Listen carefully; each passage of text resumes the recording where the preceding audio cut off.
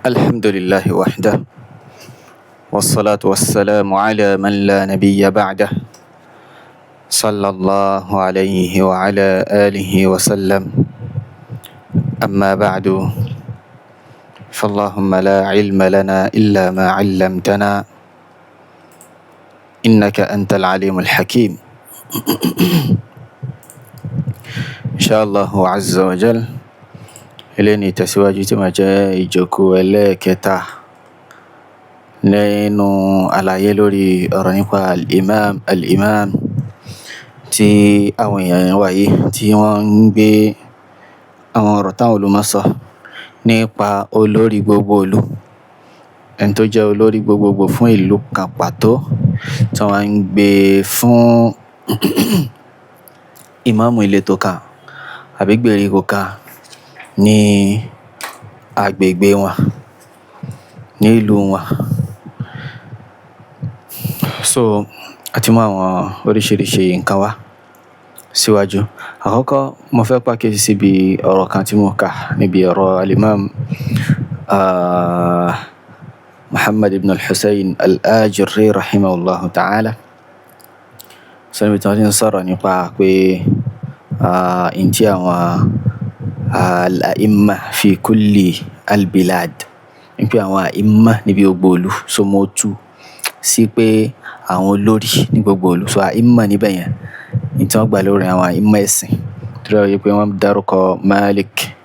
Shafi'i, Sufyan, al-Qasim ibn Sallam àti bẹ́ẹ̀ bẹ́ẹ̀ lọ, wọ́n dárúkọ wọn lẹ́yìn rẹ̀. Naam. So ní ìtẹ̀síwájú a wà ní orí ọ̀rọ̀ látinú mu'amalatul hukam ti al-Shaykh al-Allama Abdussalam ibn Barjas al-Abdil Karim rahimahullahu ta'ala. So ntí mo fẹ́ tí màá fi bẹ̀rẹ̀ nínú ìdánilẹ́kọ̀ọ́ eléyìí ni ọ̀rọ̀ nípa ta'addudul a'imma, kí àwọn a'imma kí wọ́n máa pe oríṣiríṣi, kí wọ́n máa pẹ̀ka. Ká bá lè mọ̀ pé a'imma tí wọ́n sọ tó máa ń sọ̀rọ̀ nípa imam kì í ṣe pé imam kan tí wọ́n fi joyè bóyá chief imam àbí kíní kan fún central mosque kan, rárá. So bí kì í ṣe pé olórí ìlú iná wọn gbà lérò. So wọn náà ni pé tipẹ́tipẹ́ olórí ọ̀kan, imam ọ̀kan ló máa ń wà. A rí pé láyé Ànábì sallallahu alaihi wasallam nìkan ní imam. So lẹ́yìn àwọn yòókù bẹ́ẹ̀ nù wà bùrẹ̀ ó rán sọ̀hábì kan pé lọ sí ìlú báyìí. So òun ni ó máa darí wọn bẹ́ẹ̀ tó jẹ́ pé ó wà lábẹ́ imam àgbà náà ni. Àsìkò Abubakar náà òun náà lò lórí, òun ni khalifatul muslimin, òun ni amirul mu'minin. So ṣùgbọ́n ó ní àwọn hawashi, àwọn tẹ́ kó fi sí ìletò kọ̀ọ̀kan gẹ́gẹ́ bó ṣe wà lónìí, president, governor bẹ́ẹ̀ náà ni. So ṣùgbọ́n nísìnyí tẹ́lẹ̀tẹ́lẹ̀ gbogbo ìlú pátápátá. So àwọn mùsùlùmí ẹyọ kan náà ni wọ́n ní olórí ẹyọ kan. So torí ìlànà àwọn khawarij nísìnyí báyìí tí wọ́n sọ pé kò sí sam'u wa ta'a fún lórí kankan mọ́ àfi al-imamul 'am tó lórí ẹyọ kan tẹ́ pé gbogbo ìlú pátá, gbogbo àgbáyé pátá tá máa tẹ̀lé, tó bá tó dé náà làwọn tó máa ṣe kíni, náà làwọn tó máa tẹ̀lé. So torí ẹ̀ lẹ́ ṣe rí pé àwọn khawarij wọn ò ní kí jumu'ah, wọn ò ní kí jama'ah, torí pé kíni wọ́n gbà pé àwọn kan yẹn kò lálàáfíà àyàfi lẹ́yìn imam. So ìmáàmù tí wọ́n sì gbà lérò òun ni ìmáàmù tí ó jẹ́ imam 'am, tí ó yẹ pé òun nìkan ní ó jẹ́ khalifa, gbogbo ìlú pátá yóò máa tẹ̀lé. So kí wọ́n rí pé ìrọ̀rí yìí gan ó jìnnà sí táwọn khawarij. So tó yẹ pé tó ti pé gbogbo ẹ̀ náà méjèèjì mistake ni, àánú ni. So àwọn lè gbà pé kíni àbùkátà sí imam 'am ká tó lè ṣe oríṣiríṣi àwọn àlámọ̀rí ẹ̀sìn. Torí ẹ̀ Sayyid Qutb kò kí ń kí jumu'ah, kò kí ń kí jama'ah, torí kíni ó ní kò sí imam àti bẹ́ẹ̀ bẹ́ẹ̀ lọ náà khawarij báyìí. So bí tí mo ń lọ ni pé nísìnyí báyìí tó bá yẹ pé imam ẹyọ kan ló máa wà tẹ́lẹ̀, tẹ́yìn sì ń lo àwọn ọ̀rọ̀ yìí lórí imam, àwọn ọ̀rọ̀ olùmọ̀ tẹ́ ń lò lórí imam. So ohun tó máa sí pé kíni imam ẹyọ kan iná ló ń darí gbogbo ìlú, gbogbo ìlú pátá, gbogbo ìlú àwọn mùsùlùmí pátá Imam Ayakan, gbogbo ibi tí mùsùlùmí wà pátá Imam Ayakan. So ó tí yóò máa ṣe lọ́nà ẹ̀ lórí tiyín náà pé kí ni wípé kó jẹ́ pé ìmáàmù yẹn o tó bá yẹ pé agbára wà ní ó yẹ kí gbogbo mùsùlùmí ayé kó máa tẹ̀lé ni, kó máa tẹ̀lé ìmáàmù tẹ́ fẹ́ gbé kalẹ̀. So lẹ́yìn náà wá ni pé ta'addudul a'imma wa padà wá ṣẹlẹ̀ nígbà tí ìlú fẹ̀ tán, tí ìlú fẹ̀ ta'addudul a'imma ṣẹlẹ̀. Ó di pé ìletò báyìí ó nílùú tiẹ̀, kì í ṣe pé ìlú pé Ògbómọ̀ṣọ́, Ọ̀yọ́, Ìṣẹ́yìn rárá o, kọ́ńtírì kọ̀ọ̀kan. Ó di pé gbogbo ohun tí wọ́n pè ní Saudi pátá olólórí tiẹ̀, Yemen olólórí, Jazira olólórí, Jazair olólórí tiẹ̀, Maghrib olólórí tiẹ̀, bó ṣe wá padà wá lọ nìyẹn. So ìlú kọ̀ọ̀kan wá ń lólórí kọ̀ọ̀kan. Tá bá ń sọ̀rọ̀ nípa imam, tí wọ́n sọ̀rọ̀ nípa ta'addudul a'imma àti bẹ́ẹ̀ bẹ́ẹ̀ lọ, so yóò máa túmọ̀ sí pé olórí ọ̀kan tí wọ́n ní yẹn irú ìmáàmù tí yín, ìmáàmù Yunus Talha tẹ́yìn ní ẹni sìn tẹ́ pé ẹ kàn gbé wọn kalẹ̀ fún Ògbómọ̀ṣọ́ lásán. Ó yẹ tá bá fẹ́ gba ọ̀rọ̀ yín wọlé, tí lílò tẹ́ sì ń lo ọ̀rọ̀ àwọn olùmọ̀ tẹ́ ń lò, tí wọ́n sọ̀rọ̀ nípa àkídà tẹ́ ń lò síbẹ̀ yẹn, tí ó wọlé, yóò jẹ́ pé gbà tẹ́ lò òun ni pé ìmáàmù yín yẹn àwọn ni wọ́n jẹ́ olórí fún gbogbo Nàìjíríà. Torí pé bó ṣe wà lọ́dọ̀ àwọn olùmọ̀ yẹn náà nìyẹn, àwọn náà wà nípò yẹn fún gbogbo Nàìjíríà, tàbí pé olórí ni ó wá ṣe kí ni ó wá fà wọ́n kalẹ̀. Ẹni tó lórí bá fà kalẹ̀ gan síbi kan, ibẹ̀ yẹn nìkan iná láti máa ṣe kí ni láti máa ní ó máa wà. Ẹni tó lórí bá sọ pé òun ni kó máa mójútó nǹkan báyìí nìkan ni ó máa mójútó. So nísìnyí báyìí ẹ̀yin wá fẹ́ gbé wọn sípò imam, ẹni lo ọ̀rọ̀ imam fún ẹni tó sì ń jẹ́ imam nínú sharia lọ́dọ̀ àwọn salaf, òun ni kí ni, òun lẹni tó bá jẹ́ olórí gbogbo ìlú. So ohun tí wọ́n sì pé kí ni lílò tẹ́ wá ń lo àwọn hadith tó yẹ pé àwọn hadith, àwọn athar, àwọn ọ̀rọ̀ àwọn olùmọ̀ yìí ó wà fún ìmáàmù kíní lásán ni, ó wà fún ìmáàmù olórí ìlú ni, kò sí fún ìmáàmù abẹ́lé. So bí ó ṣe rí náà lè Sheikhul Islam Muhammad bin Abdul Wahhab rahimahullah ta'ala wọ́n ní al-a'immatu mujmi'una min kulli madhhabin, gbogbo àwọn àìmà ẹnu wọn kò láti ibi gbogbo madhhab pátápátá, láti inú gbogbo madhhab kọ̀ọ̀kan, anna man taghallaba ala baladin aw buldan, ìpẹ́ tó bá jàborí lórí ìlú kan àbáwọn ìlú kan, lahu hukmul imami fi jami'il ashiya'i, yóò máa gba ìdájọ́ imam níbi gbogbo nǹkan tẹ́ bá fẹ́ lọ ọ̀rọ̀ ibà nísìn tí ó gbogbo nǹkan iná ni imam yìí ti ní ìdájọ́ imam, ẹ̀yin gan ẹ̀ lè gbé ìdájọ́ imam fún gbogbo nǹkan bí kìí ṣe ń bí àwọn umurun dayyiqa. Walawla hadha mastaqamati dunya, tí ó bá sí eléyìí ni ayé ò ní ṣe kíni, ilé ayé yìí ò ní dúró dédé, kò ní dúró dọ́gba. Tí ó bá sí eléyìí ayé yìí ò ní dúró dọ́gba. Li'anna an-nasa min zamanin tawil, torí pé àwọn èèyàn látàsíkò tó ti pẹ́ qabla al-imami Ahmada ila yawmina hadha, síwájú Imam Ahmad kan tí dásìkò wáyé táwọn sọ̀rọ̀ yẹn, majtama'u ala imamin wahid, wọn kò jọ lórí imam ayọ̀kan. Gbogbo ìlú ló ní imam tiẹ̀, so imam kó bá lè máa yé dáadáa nínú ahọ́n àwọn olùmọ̀ yìí, imam kìí ṣe imam masalasi, kìí ṣe imam central mosque, kìí ṣe imam pé imam ìlú kan tí wọ́n sọ pé kó máa mójútó masalasi kan, àbí pé chief imam masalasi kan, àbí kí ní bó ṣe wà lásìkò tí wà yìí, kò sí tẹ́lẹ̀. Naam.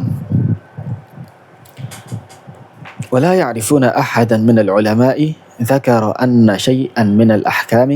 لا يصح إلا بالإمام الأعظم إليكم أجرد فان خوارج. wọ́n ní àwọn olùmọ̀ sí ní wọ́n mọ̀ ẹnìkankan nínú àwọn olùmọ̀ mọ̀ ẹnìkankan nínú àwọn àfá nínú àwọn olùmọ̀ ẹ̀sìn tó ti rí kọjá wípé wá sọ ọ̀rọ̀ wípé ìkankan nínú àwọn ìdájọ́ kò ní lálàáfíà àfi pẹ̀lú al-imam al-a'zam, imam tí ó jẹ́ olórí gbogbo mùsùlùmí, tí ó máa darí gbogbo mùsùlùmí, gẹ́gẹ́ bí Ànábì Abubakar, Umar, Uthman, Ali àti bẹ́ẹ̀ bẹ́ẹ̀ lọ. So kò sí bí eléyìí bó ṣe rí náà ni.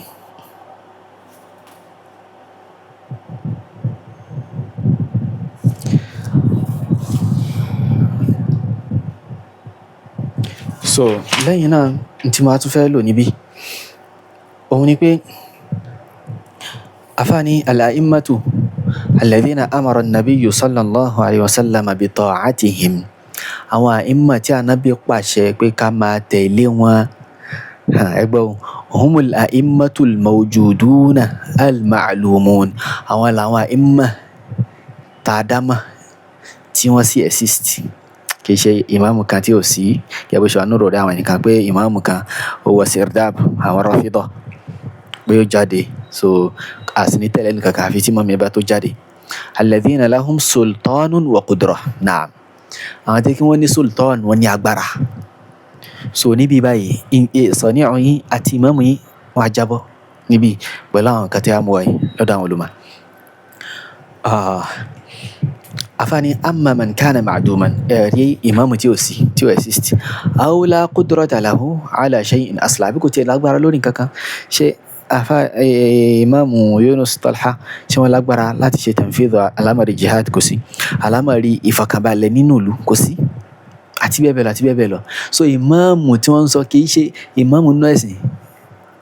táwọn olùmọ̀ bá ń sọ̀rọ̀ kì í ṣe ìmáàmù tí ó kàn máa mójú tọ́rọ̀ sọ̀láàtì mùsùlùmí ìmúra àwọn mùsùlùmí lásán rárá tí yóò máa darí gbogbo ìlú ó máa darí gbogbo ìlú iná so bó ṣe rí náà lè ẹni tí ò bá ti rí báyìí kò exist kò sí lágbára falaysa dakhilan fima amara bihi an-nabiyyu sallallahu alaihi wasallam min ta'ati al-wula so kò wọnú ìntànàbí fi pa aláṣẹ pé ká máa tẹ̀lé àwọn lórí o irú máa ń bẹ̀ wá bẹ̀ wọ́n ní yaqulu shaykhul islami ibn Taymiyyah rahimahullah Allah ọ̀rọ̀ yìí tí a bá tadabbara law ahsanna tadabbura tá a bá tadabbara dáadáa tá a sì gbọ́ yé dáadáa yóò jẹ́ nǹkan tẹ́ pé ẹni tó bá ń tẹ̀lé fẹ́ lórí àlámọ̀rí so àbẹ̀ni tó bá ń wá òdodo yóò tó tó bá sì ń tẹ̀lé fẹ́ ẹnu tọ́ Allahu al-musta'an Shaykhul Islam Ibn Taymiyyah rahimahullah ta'ala sọ pé inna an-nabiyya sallallahu alayhi wa sallam amara bi ta'ati al-a'immati al-mawjudin al-ma'lumin Ànábì pa aláṣẹ náà ó pa aláṣẹ pẹ̀lú pé ká máa tẹ̀lé àwọn olórí àwọn àìmà ìmáàmù ni o àìmà jamu imam iná ni o kìí ṣe ìmáàmù masalasi o kìí ṣe ìmáàmù central mosque kìí ṣe ìmáàmù ìlú kan sọlá tàbí nǹkan tó tí ó máa mójútó tàbí tí ó jẹ́ chief imam àbí nǹkan rárá Ànábì pa aláṣẹ pẹ̀lú pé ká máa tẹ̀lé àwọn àìmà tí wọ́n exist wọ́n wà lórí ipò al-ma'lumin tá a sì mọ̀ wọ́n alladhina lahum sultan àwọn tí wọ́n ní agbára yaqdiruna ala siyasati nas wọ́n ní kápá láti máa darí àwọn èèyàn láti máa ṣètò àwọn èèyàn la bi ta'ati ma'dumin kì í ṣe pé kò pa aláṣẹ pé ká máa tẹ̀lé ní tí ò exist wala majhulin abẹ́ni tí ò tiẹ̀ sí táwọn èèyàn dámà wala man laysa lahu sultanun wala qudratun ala shay'in asla abẹ́ni tí pé kò tiẹ̀ wá lágbára kò ní kápá lórí nǹkan kan aslan kò ní kápá lórí nǹkan kò lágbára kò ní kan ètò ìfọ̀kànbalẹ̀ nínú ìlú kò sí nǹkan kan tó lè ṣe nípa rẹ̀ kò sí nǹkan tó lè ṣe ètò pé báyìí kò síná kò sómi gan ìmáàmù yín wọ́n lè má ní kápá lórí rẹ̀ kò sí fọ̀kànbalẹ̀ nínú gan wọ́n lè má ní kápá lórí rẹ̀ báyìí wọ́n ṣe ní kápá ni so nǹkan ń ṣẹlẹ̀ níbi kan wàhálà ń ṣẹlẹ̀ lójú ọ̀nà àwọn olè ń dáná àwọn olè ń ṣe kínní ṣé wọ́n ní kápá láì sọ pé ó yá ẹ̀yin báyìí ẹ lọ síbẹ̀ ẹ̀yin báyìí ẹ lọ ṣe kínní kan ẹ lọ stop àwọn èèyàn kò sí kankan Allahu al-musta'an so ọ̀rọ̀ yẹn wá ń lọ kí a máa gbọ́ wọ́n ní pé wa hujjatu hadha ọ̀rọ̀ Ibn Taymiyyah àjìtàn báyìí inú Minhaju as-Sunnati an-Nabawiyyah mujallad aláwọ̀kọ́ page 115 so ti tahqiqu Sheikh Rashad Salim Sheikh Ibn Barjas wọ́n sọ pé wa hujjatu hadha ẹ̀rí ọ̀rọ̀ yìí wọ́n ní pé anna maqasid al-imama allati jaa ash-shar'u biha min iqamati al-'adli bayna an-nasi wa idhhari شعائر الله تعالى وإقامة الحدود ونحو ذلك لا يمكن أن يقوم به معدوم لم يوجد بعده ولا مجهول لا يعرف so ní pé maqasid tí wọ́n gbà lérò pẹ̀lú ìmáàmà pẹ̀lú ìyẹn olórí ìlólórí òun ni pé ṣẹ̀ríà wa pẹ̀lú mímá gbé déédé dìde ni mímáa pàṣẹ déédéé láàrin àwọn èèyàn, mímáa fi déédéé dájọ́ láàrin àwọn èèyàn. Bákan náà ká máa fi àwọn sha'air Allah subhanahu wa ta'ala, àwọn àmì ẹ̀sìn ká máa fi hàn. Wa iqamatil hudud, bákan náà ká máa gbé haddu dìde, ká máa ṣe haddu, ká máa gbé dájọ́ lé àwọn èèyàn lórí. Ẹni tó jalè á gé lọ́wọ́, ṣé ìmáàmù lágbára lórí eléyìí? Ẹni tó bá ṣe zina á fún lẹ́gba. Ẹni tó bá yẹ pé abilékọ lòun tiẹ̀ yóò ṣe kíni? Alẹ́ ló kópa. Ṣé wọ́n lè ṣe nínú Ògbómọ̀ṣọ́? Kò possible. Wọ́n lè ṣe. Wọ́n lè ṣe. Wọ́n ní pé wa nahwi dhalik, àtàwọn tó jọmọ́ bẹ́ẹ̀, la yumkinu an yaquma biha ma'dumun lam yujad ba'du. So àwọn kan yìí ni ẹni tí ó exist tá ti fi sípò kò lè ṣe nǹkan yìí. Wala majhulun la yu'raf, ẹni tí ó tẹ̀yìn èèyàn dámà òun náà lè ṣe nǹkan yìí. Wọ́n ní wa innama yaqumu biha al-imamul mawjudu,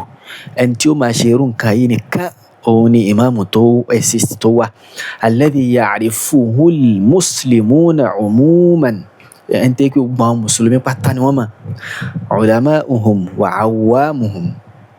àtàwọn olùmọ̀nù wọn àtàwọn àwàmù nù wọn, gbogbo wọn ni wọ́n mọ̀.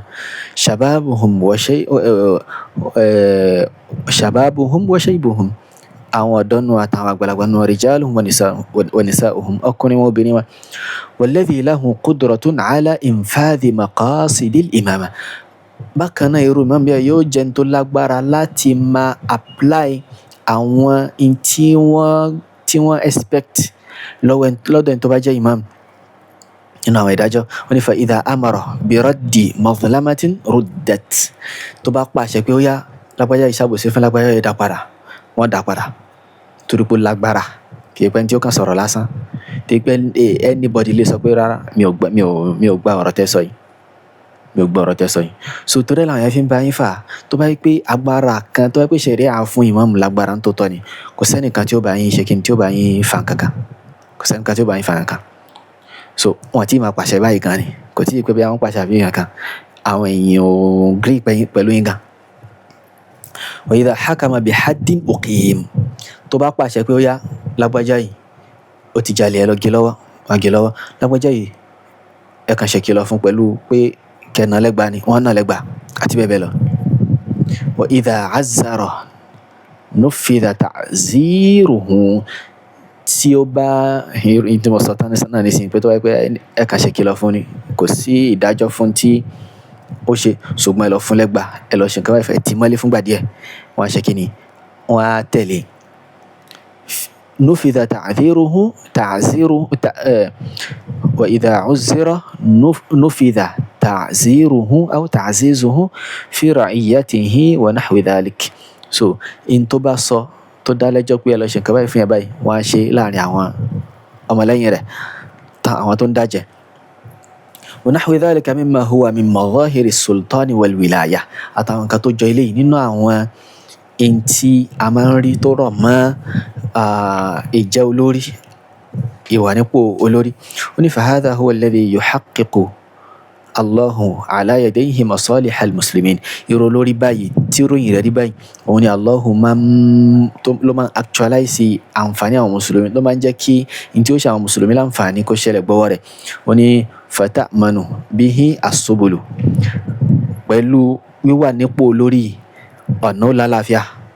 ọ̀nà èèyàn máa rìn lọ́fẹ̀ẹ́ lófò. Wa tajtami'u alayhi al-kalima, ẹnu àwọn èèyàn kò lórí rẹ̀,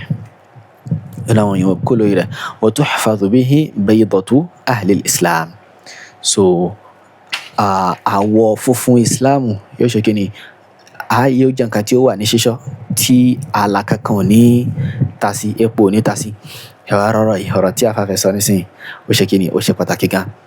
ó ṣe pàtàkì ká dé. Ó ní faman nazzala nafsahu manzilata waliyyil amri alladhi lahu al-qudratu was-sultan,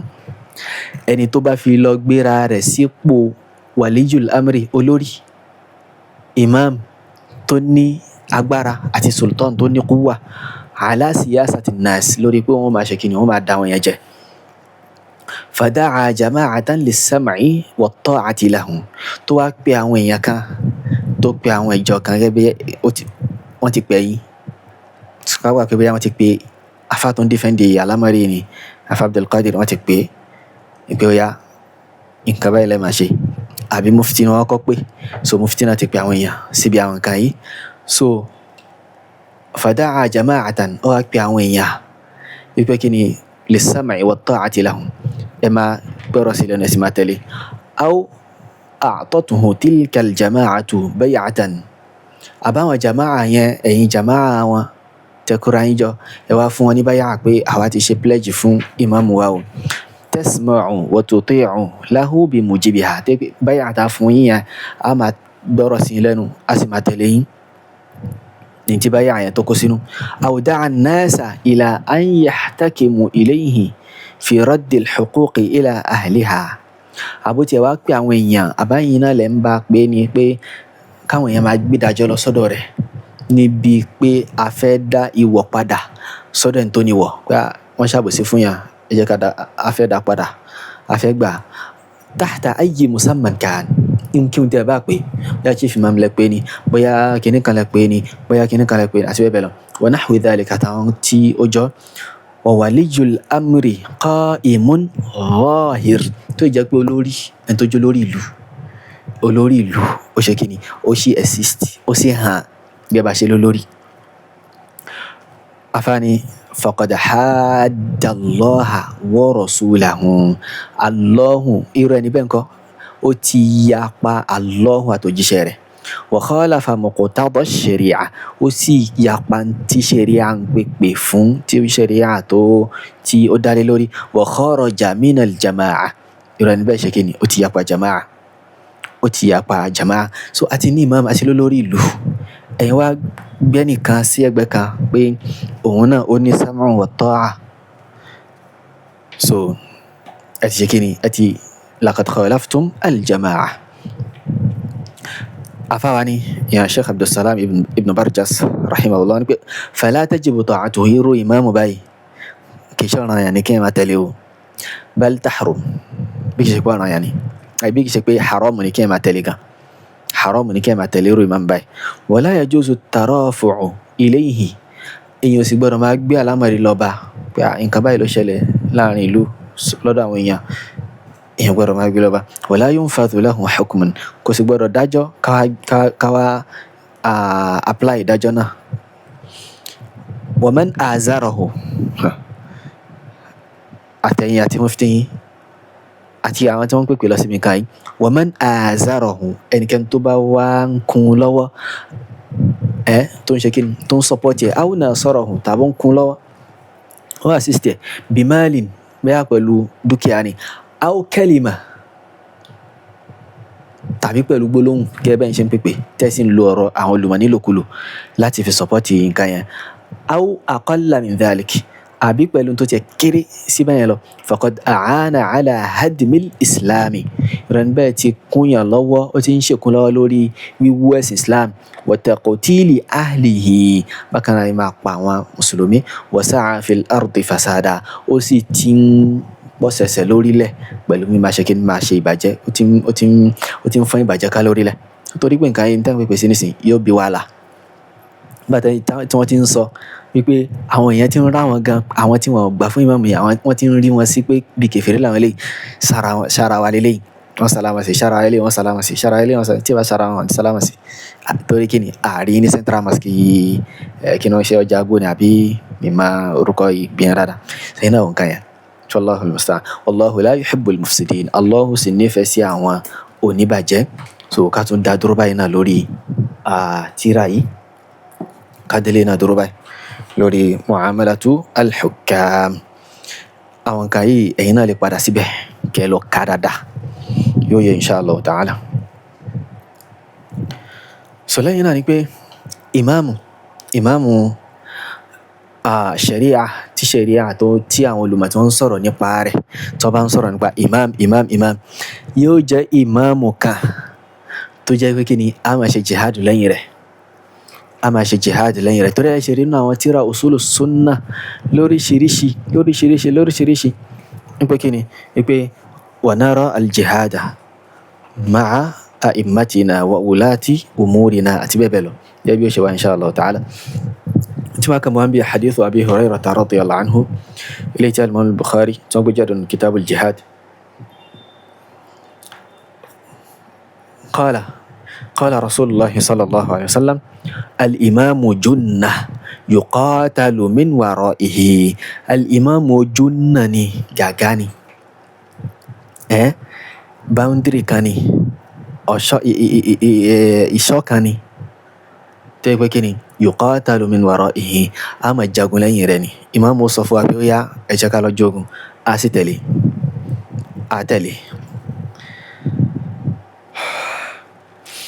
so ẹ dákun ṣé ẹ̀yin ṣe lè ṣé ìmáàmù yín lágbára lórí nǹkan yìí wọn lágbára lórí ẹ̀ so laysa bi imamin lil muslimin yálà ní Ògbómọ̀ṣọ́ ni àbí ní anywhere wọn kàn lè jẹ́ ìmáàmù lórí mọ́sálásí tí wọ́n wà lórí mọ́sálásí tí wọ́n wà lásán so bí ó ṣe rí náà àbí tí ìjọba bá wá fún wọn nípò pé ó yá ẹ máa ṣe nǹkan báyìí ìjọba fún wọn ní àǹfààní pé nǹkan báyìí ẹ máa ṣe nínú àwọn nǹkan tí àwọn mùsùlùmí bùkátà sí lábẹ́s kò sí wàhálà wọn káwọn kan wá jókòó kí wọ́n dìde kí wọ́n wá kóra wọn jọ lórí nǹkan yìí so eléyìí nǹkan tí ó tọ́ iná ni. الحسن البصري رحمه الله تعالى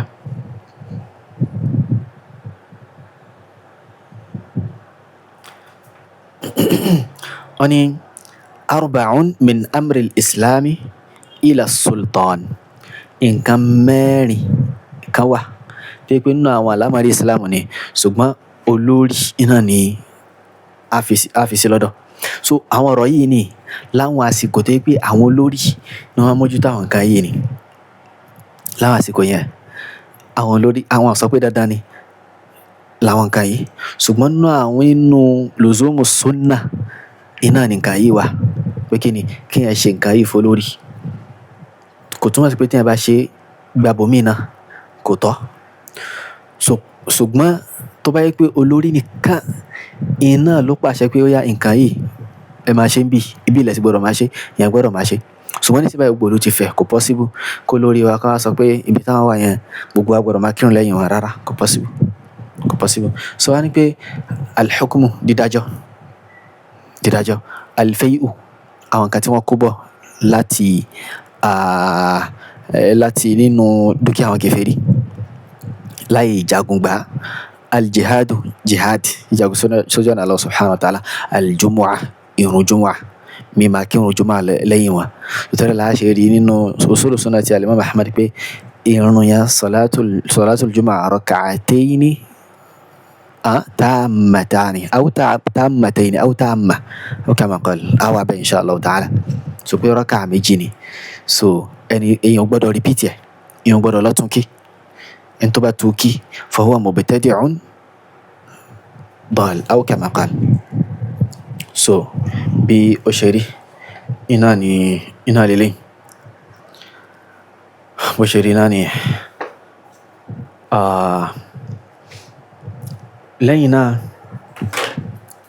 nínú àwọn nǹkan tí a tún mú wá òun ni àwọn nusus àwọn salaf nípa àlámàrí àwọn ọ̀rọ̀ àwọn salaf rahimahumullahu ta'ala nípa àlámàrí nínú àwọn ilé tí máa mú wá inshallahu ta'ala òun ni pé qawlu الخليفة الراشد عمر بن الخطاب رضي الله عنه ونقول أطع الإمام ما أكبر سي إمام لنا كيش إمام مسلاسي كيش إمام يرو إمام طلحة ورارا وإن كان عبدا حبشيا كورا كوجة إيروكي بي إمام يجيرو لاتي حبشة كوجيرو لاتي حبشة شاين تي مفامرين لو نيلو بيبي lágbájá kìí ṣọmọ ìlú kíní kìí ṣọmọ ilé kíní kan lágbájá kìí ṣọmọ kíní kan àbí ìlú iná kan náà ti ń fa ni pé kìí ṣe ìlú kíní kan kìí ṣe kíní kan àbí kìí ṣe láti ìdílé kíní kan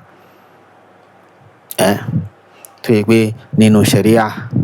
ẹni tó bá ti so ẹ má jẹ́ ká da ọ̀rọ̀ ẹ̀sìn papọ̀ mọ́rọ̀ ayé eléyìí wọ́n ń ṣètò ọ̀rọ̀ ayé ni ní tó ní ṣe pẹ̀lú ẹ̀sìn mo dé pé ọ̀rọ̀ ẹ̀sìn ní nípìnlẹ̀ ọ̀rọ̀ ẹ̀sìn ṣàlàyé fún wa bá ṣe ìta bùkátà síbẹ̀ ká má dá ká kọ́ ẹ̀ pé àwọn láwa máa mú láfa máa lò lẹ́rìí lórí àlámọ̀rí mi so ó wá ní pé wa in darabaka fasbir, tó lórí tí ìmáàmù bá nà ṣe sùúrù, tí ìmáàmù bá lù ọ́ ṣe sùúrù.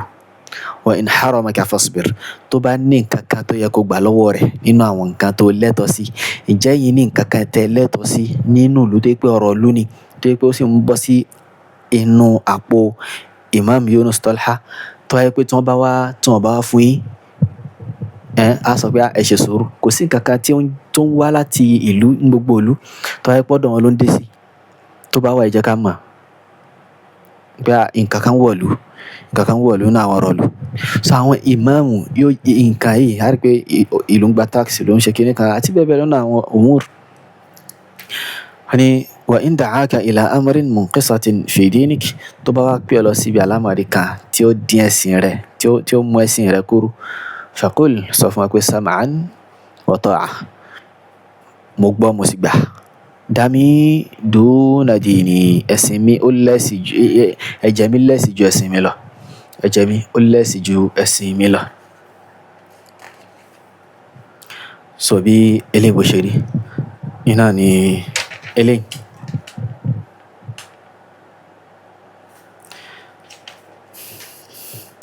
Naam, nígbà tí àwọn ará Madina tí wọ́n ṣe khal'u Yazid ibn Muawiya, tí wọ́n yọ kúrò nípò, Ibn Umar radiyallahu anhuma ó kó àwọn èèyàn jọ, ó kó àwọn ọmọ rẹ̀ jọ àtàwọn tí wọ́n wà pẹ̀lú rẹ̀. Wọ́n ní pé inni sami'tu an-nabiyya sallallahu alaihi wasallam yaqul, èmi gbọ́ Ànábì tó sọ sallallahu alaihi wasallam tó sọ pé ẹ rí pé Yazid ibn Muawiya kì í ṣe ìmáàmù mọ́sálásí o, ìmáàmù lónìí. Ó ní pé mo gbọ́ Ànábì sallallahu alaihi wasallam tó sọ pé yunsabu li kulli ghadirin liwa'an yawm al-qiyamah, gbogbo ẹni tó bá ti da ìmáàmù rẹ̀ tó dalẹ̀ olórí, so wọ́n na àsíá, wọ́n á rèsì àsíá kan sókè fún wọn, pé kí wọ́n fi máa dáhùn kí àwọn ahlul ghadir lélẹ̀. Ó ní wa inna qad bay'ana hadha ar-rajula ala bay'i Allahi wa rasulihi, àwa sì ni a ti ṣe báy'u fárakùnrin fún Yazid yìí síwájú lórí báy'u Allahi àti òjíṣẹ́ rẹ̀. Wa inni la a'lamu غدرا أعظم من أن يبايع رجل على بيع الله ورسوله ثم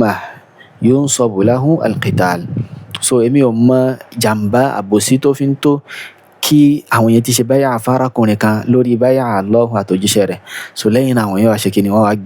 gbé qital jáde against ẹ̀, wọ́n máa bàjá. Wa inni la a'lamu ahadan minkum khala'ahu ولا بايع في هذا الأمر إلا كانت الفيصل بيني وبينهم. So mi ò ní mọ̀ ẹni kankan nínú yín tó kópa nínú àlámọ̀rí àfi pé kí ni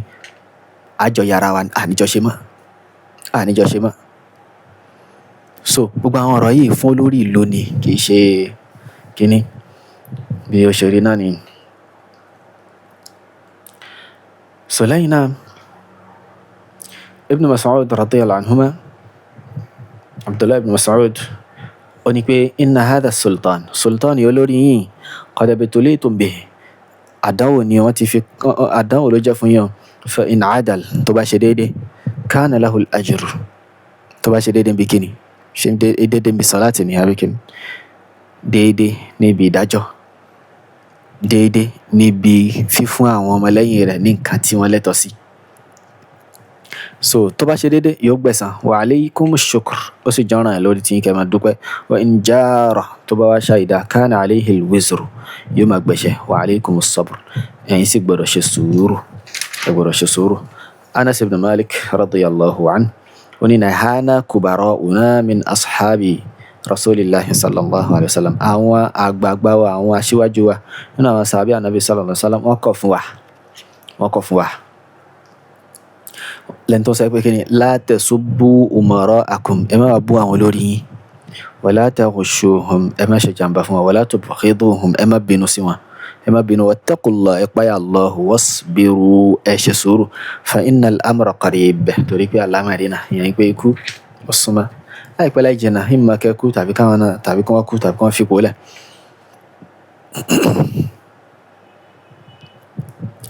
So bí ó ṣe rí náà ni náà lélẹ̀, bó ṣe rí náà nìyẹn.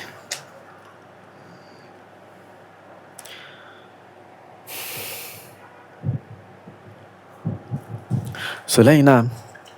al-imam Sufyan al-Thawri rahimahullah wọ́n ní ó ń sọ fún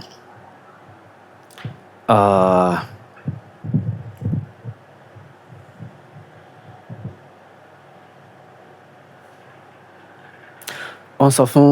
Shu'aib ibn Harb tí ó béèrè nípa àkídà wọn lọ́wọ́ wọn pé ya Shu'aib ibn Harb, ya Shu'aib ibn Harb, mo pèrè Shu'aib ibn Harb, la yanfa'uka ma katabta, gbogbo tó kọ tí mo pè fún ọ tó kọ yìí kò lè ṣe ọ́ láǹfààní hatta tara as-salata, títí tó fi rí pó tọ́ láti máa kírun khalfa kulli barrin wa fajir, lẹ́yìn gbogbo ẹni tó bá jẹ́ onídéédé àti pòkíyàn. Olórí ni wọ́n sọ, kì í ṣe pé kí ni o àfáàyè òun lọ́n lo àwọn ọ̀rọ̀ yẹn fún pé imam pé alhamdulillah imam àwọn kì í ṣe pòkí kì ní ká rárá. Olórí ni wọ́n sọ, olórí iná ni wọ́n sọ. So wal jihad madiyan ila yawm al-qiyamah, kò sì rí pé jihad nǹkan tí ó máa lọ ní títí tí ó fi dé yawm al-qiyamah pẹ̀lú olórí. Was-sabru tahta liwa'i sultan, kò sì máa ṣe sùúrù lábẹ́ àsíá olórí.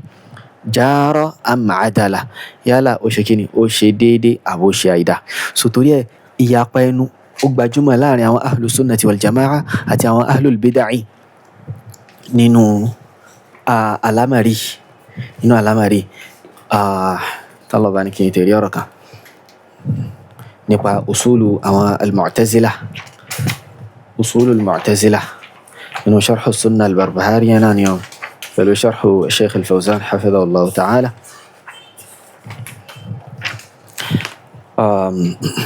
أصول المعتزلة حول ولا قوة إلا بالله. نعم page 337 page 336 rather page 336 kẹ́bà lè máa in tí àwọn olùmọ̀ ń sọ kó bà lè yé dáadáa ká bà lè là kúrò níbi talbisat tí àwọn èèyàn tí wọ́n ń dálẹ̀ yìí. Usulul Mu'tazila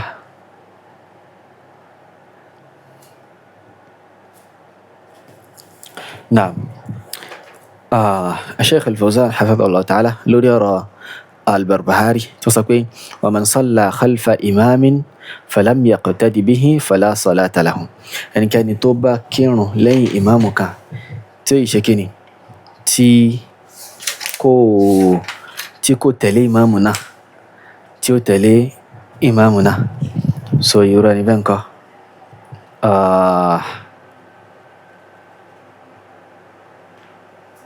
tí ó tẹ̀lé imam níbi bó ṣe ń kírun fala salata lahu, irú ẹni bẹ́ẹ̀ kò nírun. wal amru bil ma'rufi wan nahyu 'anil munkari bil yadi wal lisani wal qalb bila sayf. So al amru bil ma'ruf wan nahyu 'anil munkar ni tí ó máa tẹ̀síwájú ni. So afá ń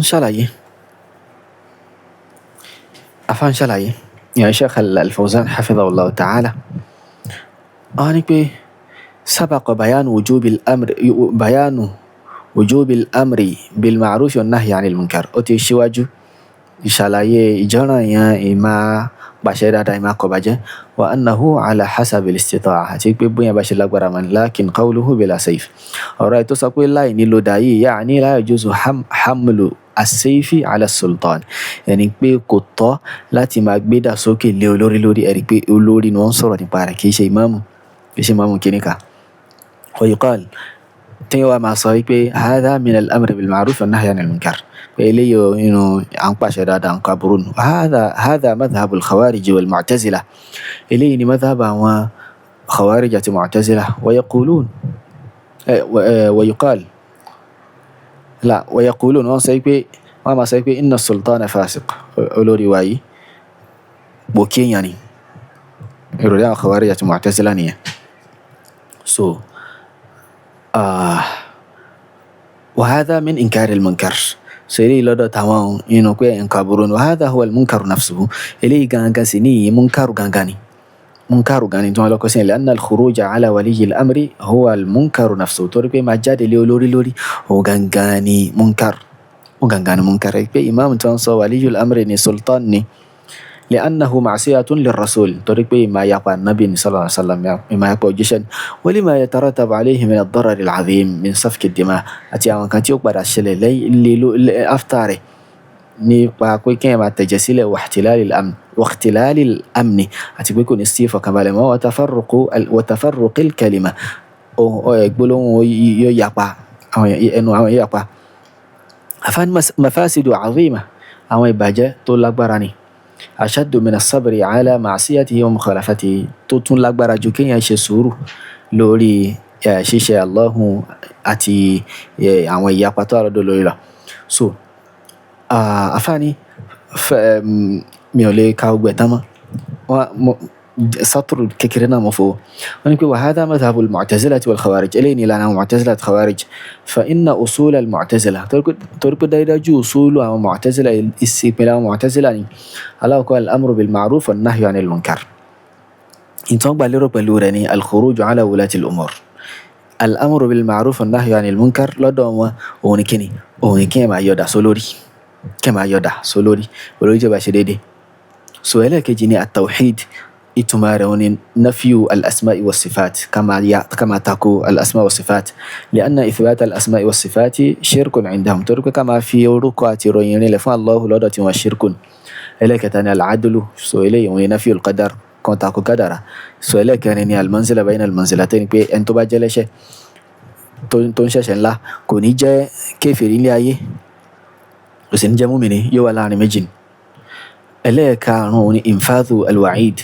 oni ka faro en tó bá ń ṣe murtakibu al-kabira àti pé dandan Allah subhanahu wa ta'ala gbọ́dọ̀ fi jẹ lọ́jọ́ al-qiyamah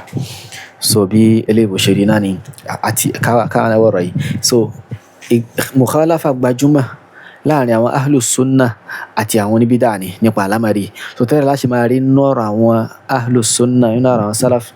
wípé kí ni èèyàn ṣe sùúrù lórí imam a ṣe sùúrù lórí imam kama jáde sí imam àti bẹ́ẹ̀ bẹ́ẹ̀ lọ.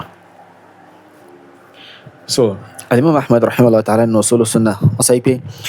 wa man kharaja ala imamin min a'immatil muslimin ẹnikẹ́ni tó bá jáde lé olórí kan náà olórí mùsùlùmí wa qad kanu ijtama'u alayhi táwọn yẹn sì ti kójọ lé lórí wa aqarru lahu bil khilafa wọ́n yìí ti fi rinlẹ̀ pé òun ni olórí àwọn mùsùlùmí nísìn òun olórí nísìn òun olórí ìlú bi ayyi wajhin kan ọ̀nà tí ó bá gbà débẹ̀ bir rida aw bil ghalaba yálà àwọn yẹn yọ́nú sí ni àbótí ẹ̀ jàborí ni àbójàborí sáwọn yẹn máa ń jàborí ipò ìmáàmù ní ìlú tí so inú tí ó tún wọlé ni pé kí ni kó wọbẹ̀ kó dépò lórí pẹ̀lú ọ̀nà míì náà bóyá democracy ni bóyá kìnnìkan àwọn èèyàn dìbò àti bẹ́ẹ̀ bẹ́ẹ̀ lọ wọ́n ní faqad shaqqa hadha al-khariju 'asa al-muslimin ẹni tó jáde lérò lórí ó ti yapa àwọn mùsùlùmí ó ti ń pín àwọn mùsùlùmí lẹ́lẹ́ wa khalafa al-athar 'an rasulillahi sallallahu alaihi wasallam ó sì yapa àwọn ẹ̀rí tó alátọ̀dọ̀ Ànábì sallallahu alaihi wasallam fa in mata al-khariju 'alayhi tí ẹni yìí bá kú lórí jáde lórí báyẹn mata mitatan jahiliya ó kúkú jahiliya ni wala yahillu qitalu sultan kò tọ́ ká máa bá olórí jà wala al-khuruju 'alayhi àbí ká tiẹ̀ máa jáde lé lórí li ahadi minan nas kò tọ́ fẹ́ni kankan náà àwọn èèyàn faman fa'ala ẹni tó bá ṣe léyìn faman fa'ala dhalika ẹni tó bá ṣe léyìn fahuwa mubtadi'un ala ghayri sunnati wat tariq mubtadi' ni oníbídà ni irú èèyàn bẹ́ẹ̀ oníbídà iná ni irú èèyàn bẹ́ẹ̀ so bí ó ṣe rí náà ni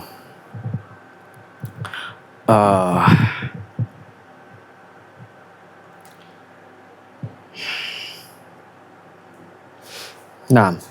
أبو زرعة أتي أبو حاتم الرازيان رحمهما الله تعالى نينو أصول نينو السنة ونينو أصل السنة واعتقاد الدين تي أبو حاتم تي أبو ابن أبي حاتم تمكوجا أصبحي ولا نرى الخروج على الأئمة أوالي كوكو láti máa jáde lé àwọn àìmọ̀ lórí láwọn olórí ló ṣáwọn àìmọ̀ mọ́sálásí ni wọ́n sọ rárá gbogbo ilé gan ti clear tá a bá mú kankan wá mọ́ gan àwọn ilé ti clear ọgbà àwọn kan yẹn wala al-qitala fil fitna a sì rí pé kò tọ́ kí yẹn máa jà lásìkò fitna wa nasma'u wa nuti'u liman wallahu Allahu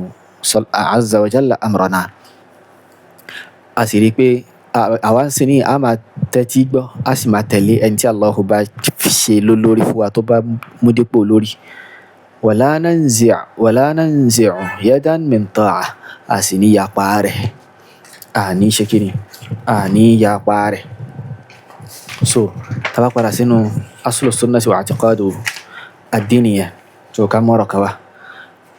àfáàní wa nuqimu farda al-jihadi wal hajji ma'a a'immatil muslimin. a máa gbé ọ̀ranyàn a máa ṣe ọ̀ranyàn jihadi yẹn a máa ṣe àti hajju a máa ṣe pẹ̀lú àwọn àìmọ̀ mùsùlùmí fi kulli daharin wa zaman ní gbogbo àsìkò àti àyè gbogbo àsìkò pátápátá. àìmọ̀tul mùsùlùmí sáwọn imam masalasi rárá o kì í ṣe bẹ́ẹ̀ o so bó ṣe rí nìyẹn. nǹkan yìí ni inú àwọn nǹkan tí àwọn ahlu sunna tí wọ́n fi yapa sáwọn tawaifu tó kù ni. so kí a máa múrò ọ̀rọ̀ yìí wá láti máa fi ṣẹ̀rí wípé al-Barbahari sọ pé kíní kan rárá ọ̀rọ̀ tí al-Barbahari ń sọ kò bá tí ẹ̀ ń lò fún kò bá máa rà. òtórí Shaykh al-Allama sọ gẹ́gẹ́ bí tírà tó lọ́lọ́ Takhilu al-Aynayn bi sharhi Aqidati ar-Raziyayn tí Shaykh al-Allama Ubayd ibn Abdullah al-Jabiri rahimahullah ta'ala nínú lórí ọ̀rọ̀ yẹn sọ pé wọ́n ní hadha min mumayyizati ahli sunnati wal jama'a. ilé inú àwọn nǹkan tí àwọn ahlu sunnah tí wọ́n fi dá wà ní wa khasa'isihim àwọn nǹkan tó mú wọn yàtọ̀ ni. tẹ́ pé àwọn nìkan ló wà lára àwọn nìkan náà máa ń ṣe sáà sọ pé àwọn tí táwọn náà bá yan olórí kan ìmáàmù kan ní sí tó jẹ́ ìmáàmù ìlú tí wọ́n wá ń ṣe irú nǹkan yìí fún sáà sọ pé wọ́n ti dá ahlu sunnah nítorí ẹ̀kọ́ wọn kì í ṣe ahlu sunnah nípínlẹ̀ wọ́n lè jẹ́ ahlu sunnah torí pé tí wọ́n ń sọ ọ̀tọ̀ ní tí ẹ̀yin ń lo ọ̀rọ̀ fún. ìmáàmù olórí náà ni ọ̀rọ̀ ń bá wí allati ikhtassu biha min sa'iri at-tawa'if eléyìí tẹ́ pé àwọn nìkan ni wọ́n ṣàlẹ́ṣà pẹ̀lú nǹkan yìí láàrin gbogbo àwọn tawaifu tó kù. أعني إنت أقبل يروني إقامة فرض الجهاد مع كل من ولي أمرهم ونبكي ما شي جهاد لين بوانتي الله باشي لولوري فوا وسواء كان هذا الذي ولي الأمر برا كالخلفاء الأربعة يلا أني أجي يريني جابي خلفاء مراني أبو بكر عمر عثمان علي أو فاجر أبو تجابو كينيا فإن هذا لا يثنيهم عن الجهاد معهم إليه ونفع وسين لا تشي جهاد بلوره so لينا عائشة قصة ولا نرى الخروج على الأئمة ولا القتال في الفتنة إليه أكاتا so بي إليه بشريناني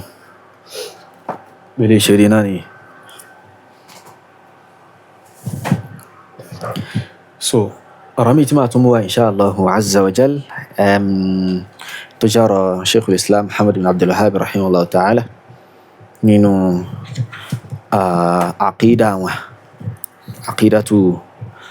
الإمام محمد بن عبد الوهاب رحمه الله تعالى تعبير رسالة إلى أهل القصيم رسالة وقال سيود أهل القصيم عفاني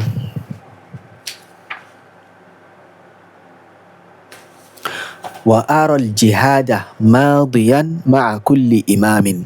mo rí pé jihadu yóò máa tẹ̀síwájú ní gbogbo gbà pẹ̀lú gbogbo ìmáàmù ni ṣé ìmáàmù masalasi ni ṣé ìmáàmù bíi irú ìmáàmù Talha ni wọ́n sọ rárá barran kana aw fajiran yálà ìmáàmù náà jẹ́yàn rẹ̀ ní àbújẹ́pọ̀ kí tó bá ń sọ irú ọ̀rọ̀ yìí kò túmọ̀ sí pé ká máa lọ gbé lọ síbi pé ìmáàmù wa kì í ṣe pò kí ìmáàmù wa kìíní kan àti pé tí wọ́n bá ti jẹ́ pò kí gan ó sì lè ṣe ìmáàmù àbí kìíní kan rárá. wa salatul jama'ati khalfahum àti pé yóò máa kírun jama'a lẹ́yìn wọn ìrun jama'a kíkí lẹ́yìn wọn nǹkan tí ó tọ́ iná ni jaizatun nǹkan tó tọ́ ni sọ̀láàtì tí al-Barbahari tó ń rí fàásì nìyẹn kì í ṣe sọ̀láàtì pé ẹ gbọ́dọ̀ máa kírun lẹ́yìn imam àti pé kíní. wọ́n ní wal jihadu madin mundhu بعث الله محمدا إلى أن يقاتل آخر هذه الأمة الدجال so jihad sì ni yóò máa tẹ̀síwájú tí ó fi látìgbà tí Allah ti gbá Nábì dìde títí tí ìgbẹ̀yìn àlùmọ̀ yìí tí wọ́n á fi bá Dajjal jà ní la yubtiluhu jawru ja'irin àbòsí alábòsí kò lè ba jihad jẹ́ kò lè sọ pé kò sí jihad mọ́ wala adlu adilin bákan náà déédéé onídéédé kan ò lè sọ pé kò wá sí jihad mọ́ ẹ̀rí wọn sọ pé wa ara wujuba as-sam'i wa at-ta'ati li a'immati al-muslimin. Mo wá rí wípé ó tọ́ as-sam'u wa at-ta'a kí máa tẹ́tí ká sì máa tẹ̀lé àwọn àìmọ̀ mùsùlùmí barrihim wa fajirihim, ẹni tó bá jẹ́ ondédé nu wa àbí ẹni tó jẹ́ pòkí nu wa ma lam ya'muru bi ma'siyatillahi, lókùngbà tí wọ́n bá ti pàṣẹ pẹ̀lú tí ó yapa Allah subhanahu wa ta'ala. Wọ́n ní pé wa man waliya al-khilafa, ẹni tó bá jẹ́ olórí wajtama'a alayhi an-nasu, táwọn yẹn wá kójọ lórí rẹ̀ ipò lórí wa ilé wa radu bihi, tí wọ́n sì yọ́nú sí wa ghalabahum bi sayfihi, tó sì borí wọn pẹ̀lú idà rẹ̀. So kìí ṣe ìmáàmù tẹ́yìn sọ ni wọ́n gbà lérò, ìmáàmù ìlú, ẹni tó yẹ pé ó lè wá tí ó já tí ó fi borí ẹni tó wà ń bẹ̀ iná ilé hatta sara khalifatan, tí tó fi di khalifa. wọ́n sọ̀rọ̀ nípa ìmáàmù masalasi, ìmáàmù kìnìkan. wajabat ta'atuhu, ọ̀ràn ẹni ká máa tẹ̀lé. wa haruma al-khuruju alayhi, ó sì jẹ́ haram ká máa jáde lé lórí. ó jẹ́ haram ká máa jáde. mo kà á láti inú sharhu الشيخ العلامة زيد بن محمد بن هادي رحمه الله تعالى، تمكني قطف الجنى المستطاب شرح عقيدة الإمام محمد بن عبد الوهاب رحمه الله تعالى. سلينا نقاري mo wí kí n dá dúró báyìí. Àwọn kan wà tí ó sì pọ̀ níwájú mi tí mo fẹ́ kà, tí mo fẹ́ sọ. So ṣùgbọ́n mo wí pé kí n fi mọ́ báyìí. Pọ́ìntì kan sì tún wà tó ṣe pàtàkì. Báyìí pọ́ìntì méjì tí màá máa sọ̀rọ̀ yìí lórí nínú ìdánilẹ́kọ̀ọ́ tó ń bọ̀ insha Allah ta'ala, tí ó máa jẹ́ ẹlẹ́ẹ̀kẹrin. Máa fi fèsì lórí kíní ọmọ ìyá yìí tí ọmọ ìyá yìí tó ṣe ìyẹn fídíò wọn tí mo rí yẹn. So máa fi sọ̀rọ̀ lórí insha Allah ta'ala nípa pọ́ìntì kan bẹ́ẹ̀ tí ó bá di ìdánilẹ́kọ̀ọ́ náà. So níparí ni pé a wá rí i pé àwọn tírà ó pọ̀ táwọn olùmọ̀ fi ń sọ̀rọ̀ nípa imam olórí àti bẹ́ẹ̀ bẹ́ẹ̀ lọ. So èmi lè gbé imam wa, ó lè gbé hukam wa, ó lè gbé wulatu wa, ó lè gbé àti lóríṣiríṣi. So mẹ́rin mo kà fún Sheikh Abdulsalam ibn Barjasi, muamalatul hukam fi daw'il kitabi wa sunnah, láti ká oríṣiríṣi ọ̀rọ̀ níbẹ̀. ẹlẹ́ẹ̀kejì òun ni al-amru biluzumi jama'atil muslimina wa imamihim wa tahdhir min mukhalafatiha wa min mufaraqatiha. ìkejì ni imam wa dárúkọ bí. ẹlẹ́ẹ̀kẹta òun ni kí ni aqidatu ahlil islam fima yajibu lil imam. ó di méjì tí wọ́n dárúkọ pẹ̀lú imam. aqidatu ahlil islam fima yajibu lil imam, ó di mẹ́ta báyìí. ẹlẹ́ẹ̀kẹrin òun lè báyìí قطع المراء في حكم الدخول على الأمراء. قطع المراء بالبنان هو مجموعة so قطع المراء في حكم الدخول على الأمراء. so taba tí ń gbọ́ amir kì í ṣe amiru kọ́nà kan, kì í ṣe amiru ìletò kan rárá o, kì í ṣe amiru ìletò kan, kì í ṣe amiru masalasi kan, kì í ṣe ìmáàmù central mosque ìlú kan bí ọba ló fi jẹ́ ni àbí àwọn ìlú náà ni. kì í ṣe léyàn àwọn olórí mùsùlùmí, àwọn olórí àwọn mùsùlùmí iná ni. so bákan náà àtúrí tírà mi النقد على ممدوح بن جابر وللي صفة الحاكم الشرعي، صفة مناصحة الحكام، حكم الخروج على الحكام، الحكم بغير ما أنزل الله. إذا كنت شيء أرى إمام سنترا مسكيلو إن لا علوم مع قتيرة لولي توقع تباي أرى عقيدة هنا للي أرى عقيدة هنا للي سلينا ترامي للي الجامع الرائق في معاملة أهل السنة للحكام أو للحاكم الفاسق. الجامع الرائق في معاملة أهل السنة للحاكم الفاسق. ohun tó lélẹ̀ bẹ́ẹ̀ wá làwọn tírà pọ̀ lọ lóríṣiríṣi tí mo lè máa tọ́ka sí báyìí. ìlẹ́bí tá a bá débẹ̀ á gbọ́n tí àwọn olùmọ̀ yẹn á gbọ́n tí wọ́n sọ yìí, ara àwọn ọ̀rọ̀ al-Barbahari ń bẹ lóríṣiríṣi àti bẹ́ẹ̀ bẹ́ẹ̀ lọ. so ẹ má yẹ ká máa ṣe ọ̀rọ̀ àwọn olùmọ̀ lò síbi tí wọ́n gbà lérò, ká gbé ìfẹ́ nú ká gbé ti sẹ́gbẹ̀ kan. ìmáàmù yín wọn tayọ ìmáàmù tó jẹ́ ìmáàmù gẹ́gẹ́ bí àwọn yòókù náà ṣe jẹ́ ìmáàmù gẹ́gẹ́ bí àwọn ìmáàmù míì náà ṣe wà. Kò sí ìyàtọ̀ láàrin central ìmáàmù tó jẹ́ general ti ìlú Ògbómọ̀ṣọ́ àti ìmáàmù general tó jẹ́ ti ìlú mi àti bẹ́ẹ̀ bẹ́ẹ̀ lọ. Ohun tí ó ṣe ìyàtọ̀ láàrin wọn ni pé mada tamassukihim bis-sunnah, wọ́n máa ṣe dìrọ̀ mọ́ sunnah sí. Wọ́n ti dìrọ̀ mọ́ sunnah kò túmọ̀ sí pé àwa máa tẹ̀lé wọn, a gbà wọ́n ní pé bóyá olórí kan ni wọ́n àbí nǹkan kan àbí gbogbo àwọn mùsùlùmí wọ́n gbọ́dọ̀ máa kọ́ àlámọ̀rí wọn lọ sọ́dọ̀ wọn rárá o. Àti rí inú ọ̀rọ̀ Ibn Taymiyyah rahimahullah, inú ọ̀rọ̀ Sheikh Abdulsalam ibn Barjas pé àwọn tó bá ń ṣe irú nǹkan báyìí olórí tó àfáà tó ẹni tó bá gbé rẹ̀ kalẹ̀ báyìí àtàwọn tó bá ń kún lọ́wọ́ lórí rẹ̀ ìrẹ́ni bẹ́ẹ̀ ńkọ́ haddullaha wa rasulah wa khalafu muqtada ash-shari'ah.